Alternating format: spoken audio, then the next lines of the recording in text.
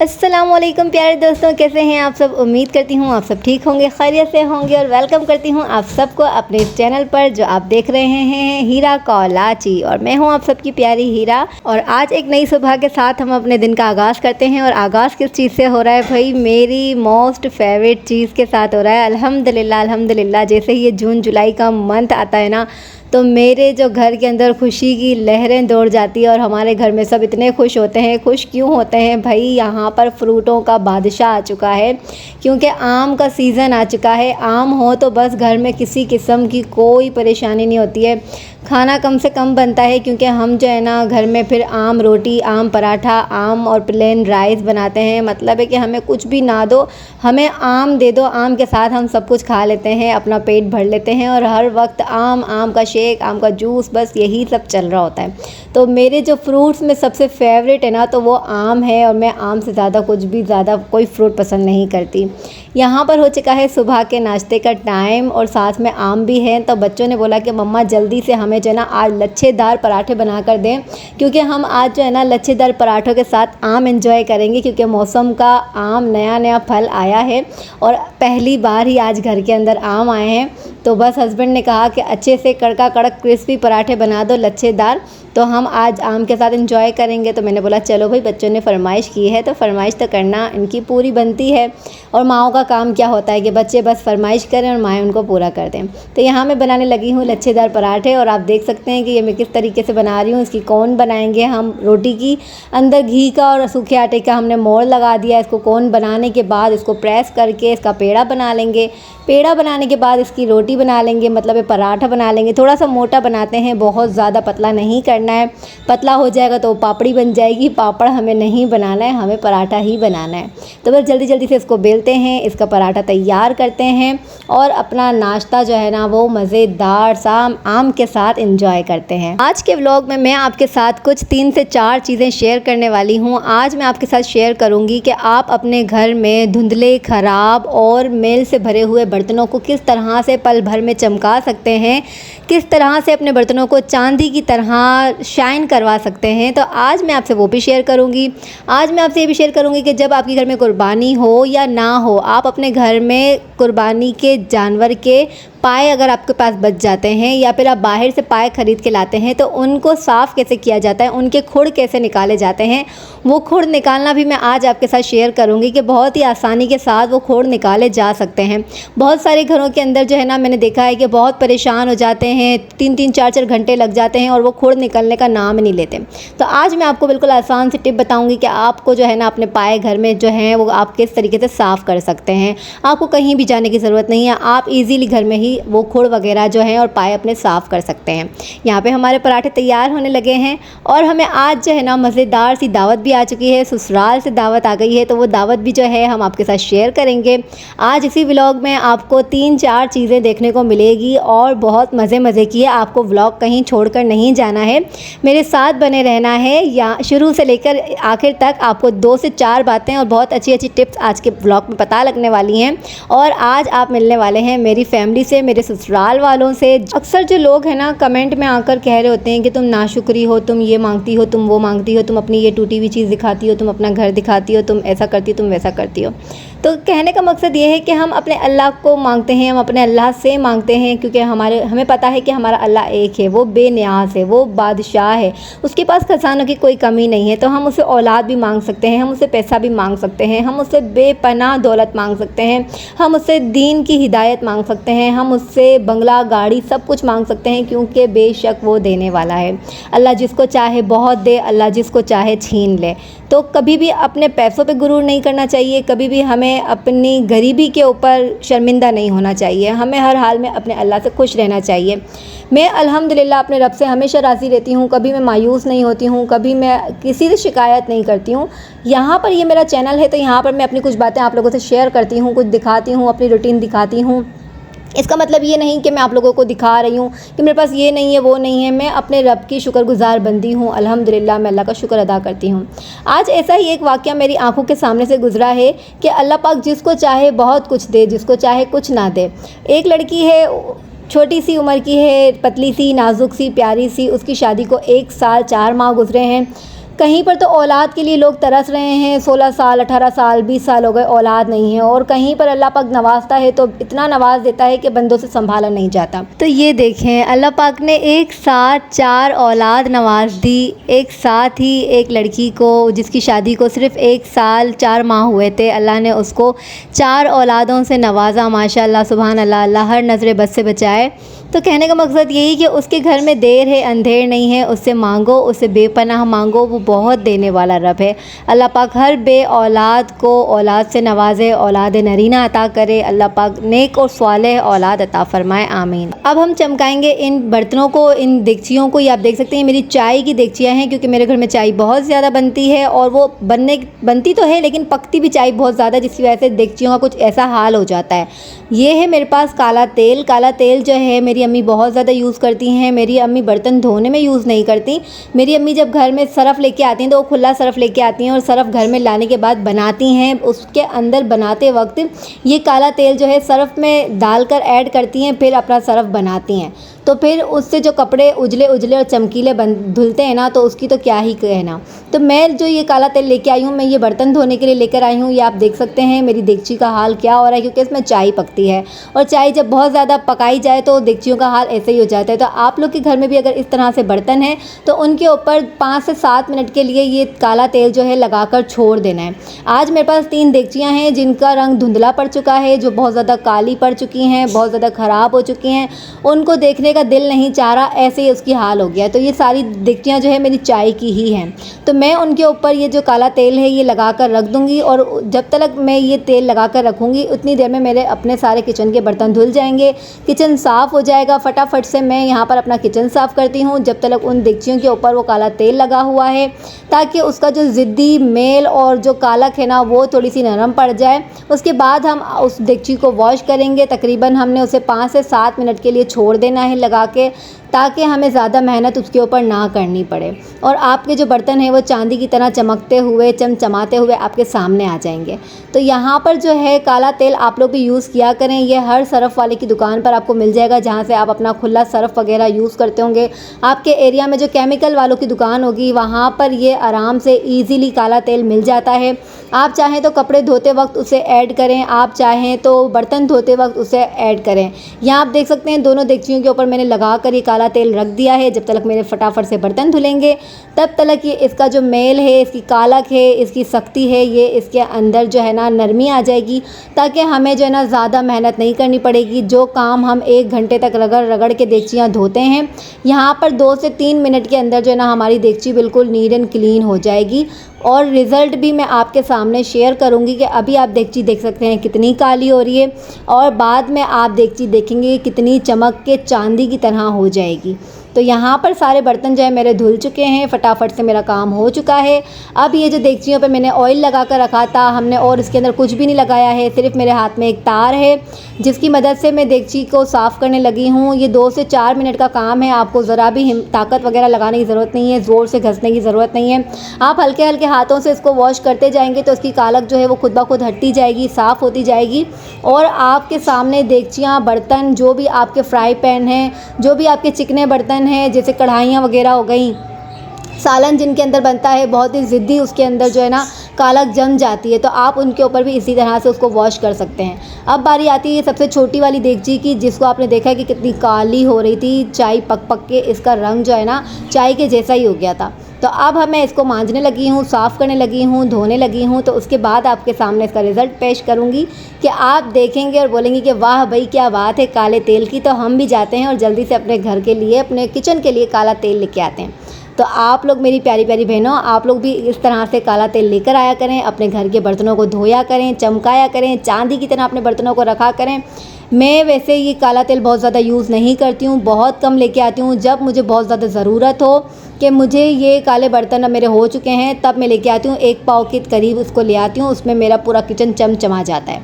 तो ये देखें अब मैं देगची धोने लगी हूँ, साफ़ कर लिया है। ये देखें भाई कमाल, देखें कितना चमक गया है हमारा बर्तन। सारी देगचियाँ, सारे बर्तन आप इसी तरह से धो सकते हैं बिना मेहनत के, बिना ताकत लगाए आप अपने किचन को एकदम साफ़ और चमाचम कर सकते हैं। तो ये हो गई हमारी आज की पहली टिप और ट्रिक कि आप लोग अपने किचन के बर्तनों को किस तरह से चांदी की तरह चमका सकते हैं। मैं कभी भी ब्रांड का सामान जो है ना वो बहुत ज़्यादा यूज़ नहीं करती हूँ, खासकर घर के इस्तेमाल के लिए। तो ये मैं यहाँ पर जो है ना इसीलिए काला तेल लेकर आई हूँ। ये थोड़ा सा गर्म होता है, जब आप हाथ में लेंगे तो आपको बहुत ज़्यादा गर्म फील होगा कि ये तो बहुत ज़्यादा गर्म है, लेकिन आपको घबराना नहीं है, ये कोई नुकसान नहीं देगा आपके हाथों को। तो अगर आपको ज़्यादा लग रहा है तो आप ग्लव्स का भी इस्तेमाल कर सकते हैं, ठीक है जी।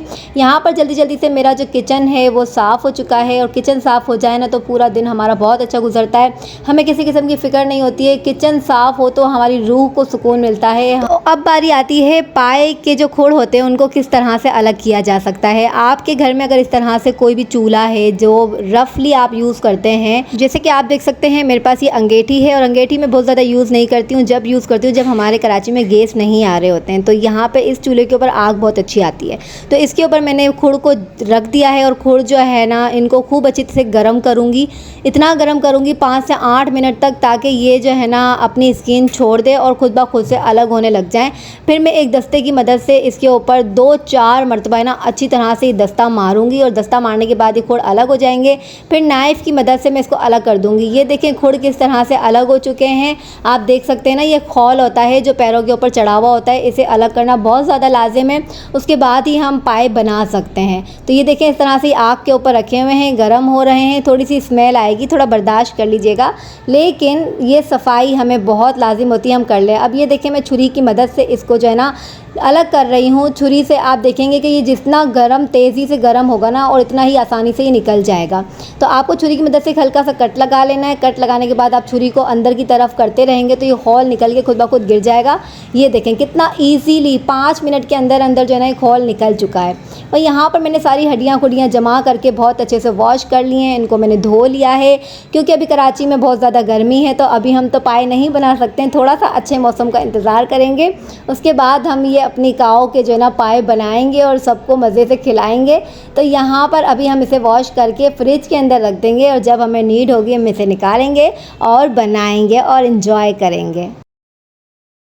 तो यहाँ पर टाइम हो चुका है दावत में जाने का, और यहाँ पर इशाल ने मेरे जो कपड़े हैं वो प्रेस करके यहाँ पर रख दिए हैं। ये ड्रेस जो है मैंने अपनी सिस्टर से सिलवाया था, स्टिच करवाया था ईद के लिए, लेकिन ईद पर जो है ना हमने एक ड्रेस ही पहना था। मैंने 2 ड्रेस ईद पर सिलवाए थे, ज़्यादा नहीं सिलवाए थे, और लॉन कॉटन के ही सिलवाए थे।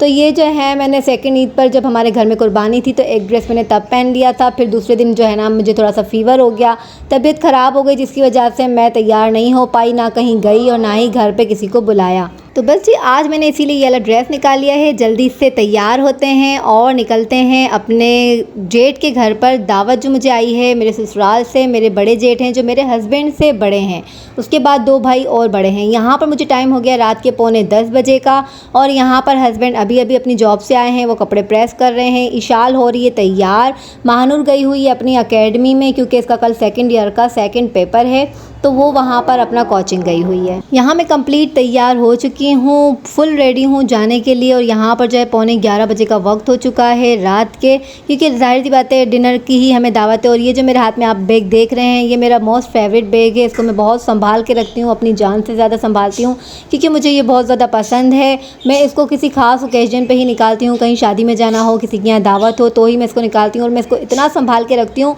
इसे 4-4, 5-5 शॉपर्स में पैक करके रखती हूँ, ताकि मेरा ये बैग जो है ना वो ख़राब ना हो, क्योंकि मुझे अपनी इन छोटी मोटी चीज़ों से बहुत ज़्यादा प्यार है। क्योंकि हम मिडिल क्लास फैमिली के लोग हैं, हम बहुत ज़्यादा चीज़ें नहीं खरीदते, बहुत ज़्यादा चीज़ें परचेज़ नहीं कर सकते हैं, क्योंकि हम साल में एक मरतबा जब ईद आती है तो हम कोई अपने लिए शॉपिंग करते हैं, और फिर हम उसको संभाल के रखते हैं पूरा साल। दूसरी ईद आने से पहले हम उसको संभाल के रखते हैं, उसका इस्तेमाल करते हैं।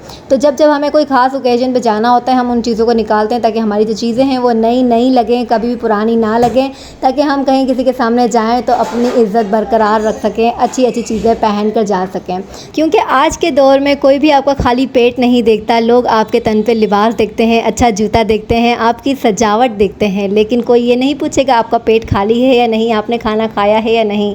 लेकिन अगर आपके ऊपर अच्छा कपड़ा नहीं होगा, आपके पास अच्छा लिबास नहीं होगा, आपके पास अच्छे जूते नहीं होंगे, आप अच्छे से मेंटेन तैयार नहीं हुए हुए होंगे, तो लोग उसके ऊपर काफ़ी बातें बनाएंगे। यहाँ पर भी लोड शेडिंग बहुत ज़्यादा होने की वजह से मेरे जेठ ने जो दावत है वो छत के ऊपर रख ली है। मतलब 6 फ्लोर पे इनका घर और 7 फ्लोर पे इन्होंने दावत रखी, और यहाँ पर सारी मेरी जेठ की फैमिलीज़ वगैरह बैठी हुई है, साथ में मेरे जेठानी बैठी हुई हैं, एक इनकी बेटी है, सामने दूसरे जेठ की बेटियाँ वगैरह हैं, साथ में मेरी बड़ी जेठानी भी हैं। तो आए मैं आपको दिखाती हूँ कराची की रोशनी, क्योंकि अभी तो लाइट्स नहीं है, यहाँ पर ब्लैकआउट हुआ हुआ है, लेकिन फिर भी आपको कुछ ना कुछ नज़ारे नज़र आ ही जाएंगे। ये है पूरा कराची, इनके घर से, इनकी छत से जो है ना पूरे कराची के नज़ारे हम कर सकते हैं। दिन में तो यहाँ का क्या ही मंज़र होता है, अगर यहाँ पर दिन में हम छत पर आ जाएं तो। और फिर ये ज़बरदस्त सा मौसम और ये चाँद की फुल रोशनी, चाँद भी अपने फुल जौबन पर है आज तो माशाल्लाह से। और इसकी जो रोशनी है, क्योंकि आज ज़ाहिर सी बात है 14वीं की रात है और खुला आसमान है, खुली ठंडी फ़िज़ाएँ हैं। यहाँ पर हमारा डिनर का टाइम भी हो चुका है और यहाँ पर बनाई हैं मज़ेदार सी बोटियाँ और साथ में है निहारी। तो हम भाई आज बनी है नली निहारी, जो मेरे जेठ जी हैं वो सर्व करने लगे हैं। मैंने बोला चलो जी आपको भी वीडियो में ले लेते हैं। और यहाँ मेरी जेठानी और मैं यहाँ पर दस्तरखान तैयार करने लगे हैं। यहाँ पर जो है हवा बहुत ज़्यादा तेज़ है और बार बार जो है ये पूरी चादर उड़ उड़ के दस्तरखान के ऊपर आ रही है। तो जल्दी जल्दी से दस्तरखान लगाते हैं और अपना डिनर एंजॉय करते हैं। कितना ही अच्छा लगता है जब सब मिलते हैं, मिल बांट कर बैठते हैं, गेट टुगेदर करते हैं। चाहे ईद की दावतें हों, शादियों की दावतें हों, आम रूटीन में इस तरह से दावतें कर ली जाएँ तो मोहब्बतें बढ़ती हैं। कोई खाने का भूखा नहीं होता, कोई भी किसी चीज़ का भूखा नहीं होता। ये आपकी मोहब्बत होती है कि आप किसी को अपने घर पे बुला रहे हैं, इज़्ज़त दे रहे हैं, कोई आपके घर पर आता है, आप उन्हें इज़्ज़त दे रहे हैं। इस तरह से प्यार मोहब्बत बढ़ता है और अल्हम्दुलिल्लाह आपके रिश्ते मज़बूत होते हैं। तो मेरी प्यारी बहनों, मेरे प्यारे भाइयों, इस तरह से छोटी मोटी दावतें करके अपने प्यारों को, अपने बहन भाइयों को, अपने जो ससुराल वाले हैं उनको आप लोग बुलाकर उनकी छोटी मोटी दावत करते रहा करें, प्यार बढ़ाते रिया करें। ये प्यार देने से बढ़ता है, मोहब्बत देने से बढ़ती है, इज़्ज़त देने से ही आपको मिलती है। जो आप देंगे वो आप पाएंगे। तो और अक्सर आपने सुना होगा कि आपके बच्चे जो हैं वो आपसे ही सीखते हैं। जब माँ बाप किसी की दावत में जाते हैं, किसी को अपने घरों में बुलाते हैं, तो आपकी औलाद आपको देख देख कर सीखती है। जब वो आगे ससुराल में जाती है, आपकी औलाद ही है या फिर आपके घरों में बहुएँ आती हैं या आपके बेटे होते हैं, तो वो आप लोगों को देखते हैं और सीखते हैं कि हमारे पेरेंट्स भी जो हैं वो इस तरह से बना कर रखते थे। हमेशा से उनकी आदतें थीं, वो दावतों पे सबको बुलाते थे, इस तरह से मोहब्बतें बांटा करते थे, के घरों पे जाया करते थे और हम इस तरह से मिल बांट के अपनी लाइफ को गुजारा करते हैं। तो जब वो बड़े हो जाते हैं तो उनमें भी यही आदतें जो है पाई जाती हैं। तो मेहरबानी फरमाकर खुद भी अच्छे बने, अपने बच्चों को भी कुछ अच्छा सिखाएं और अपनी फैमिली में प्यार मोहब्बत बांटें और अपनी फैमिली को मजबूत बनाएं, क्योंकि प्यार बांटने से ही बढ़ता है। तो यहाँ पर डिनर हो चुका है। अब यहाँ पर लगा दिया गया है शगुन मेला, जो कि खाना खाने के बाद लाजिम हो जाता है कि कुछ गेम्स होनी चाहिए। ये मेरे ससुराल में हर किसी में आदत है, खाना पीना खा लिया, अब कुछ गेम्स खेलनी है। और जब इनको मिल जाए इस तरह से खुली जगह तो फिर ये किसी के हाथ में नहीं आते बच्चे। तो यहाँ पर ये लोग खेल रहे थे छुपन छुपाई, आँख में चोली, बचपन के अपने जो खेल होते हैं ना वो सारे यहाँ पर खेल रहे थे। फिर यहाँ पर हमने स्टार्ट कर दिया अंताक्षरी। तो यहाँ पर अंताक्षरी चलने लगा और फिर बारी बारी सारे गेम्स खेले। और मैं आपको बताती हूँ कि इस वक्त यहाँ पर कौन सा गेम चल रहा है।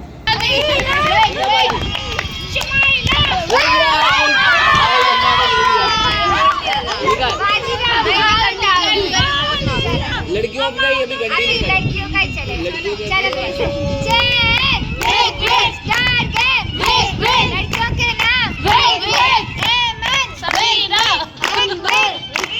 माइला, शुमाइला, हानिया, सुमेरा, मिंसा, मिन्हा, मिरहा, विदा,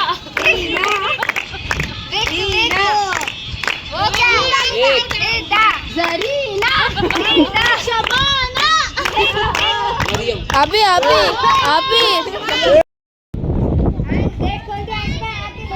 चलो भाई, चलो भाई, चलो चलो भाई, चलो। ये बच्चे बेचारे, ये देखो मजदूर, ये मजदूर है, अपने अपने घरों को लौट रहे हैं सारे। चलो भाई चलो, देखो देखो इनको देखो, मजदूर उनको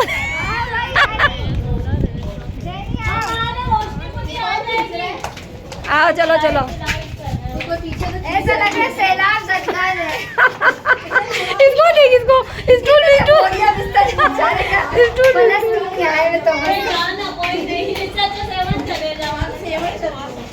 यार यहाँ से ही बना रहे। बहुत अच्छा मूवमेंट है, तुम लोग वहाँ जाओ जाओ। चलो उतरो। लोग मेहंदी लाते हैं, ये लोग क्या लेके टेबल में भी सारे। तो यहाँ पर आपने देखा कि सब अपने अपने बोरी और बिस्तर उठा के घरों में लेकर जाने लगे हैं और यहाँ पर 3 बजे का टाइम हो चुका है, छत खाली कर दी गई है। अब सब अपने अपने घरों पे जाने की तैयारी करने लगे हैं। हम यहाँ पर अपने जेठानी के घर में आ गए हैं उनको अलविदा कहने के लिए। तो यहाँ पर मैं अपना व्लॉग एंड करूँगी और मिलूँगी इंशाल्लाह आप सब से नेक्स्ट व्लॉग में। अगर आप सबको मेरा आज का ये व्लॉग अच्छा लगा हो, हमारी ईद दावत जो है वो अच्छी लगी हो, तो प्लीज़ मेरी वीडियो को लाइक लाजिम कर दिया करें और अगर आपको बहुत अच्छा लगा हो तो एक सब्सक्राइब भी कर दिया करें।